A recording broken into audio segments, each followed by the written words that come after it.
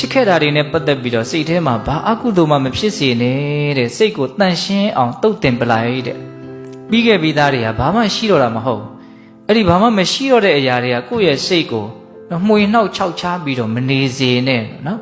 ပြီးခဲ့တာတွေကိုပြီးခဲ့ပြီမရှိတော့ဘူးလို့စိတ်ထဲမှာရှင်းရှင်းလင်းလင်းသဘောပေါက်အောင်လုပ်ပြီးတော့ဒီအတိတ်နဲ့ပတ်သက်ပြီးတော့စိတ်မှာအကုသိုလ်အညစ်အကြေးမတင်အောင်တနည်းအားဖြင့်တင်ခဲ့မယ်ဆိုရင်လည်းတန့်ရှင်းသွားအောင်စေကြောတုတ်တင်ပြလိုက်တယ်အနာဂတ်နဲ့ပတ်သက်ပြီးတော့လည်းပဲဘုံဘုံတို့မှာတော့ကြောင်းကြခြင်းတောင့်တခြင်းတွေနဲ့ပူနေလောင်နေကြရတာတွေမရှိဘူးလားရှိရနော်အဲ့ဒါကိုလည်းဘာလို့အောင်တော့ရှင်းထုတ်ပြလိုက်တဲ့လောလောဆယ်အခုပြစ္ဆုတ်ပံအခိုက်အတန့်မှာဖြစ်နေတဲ့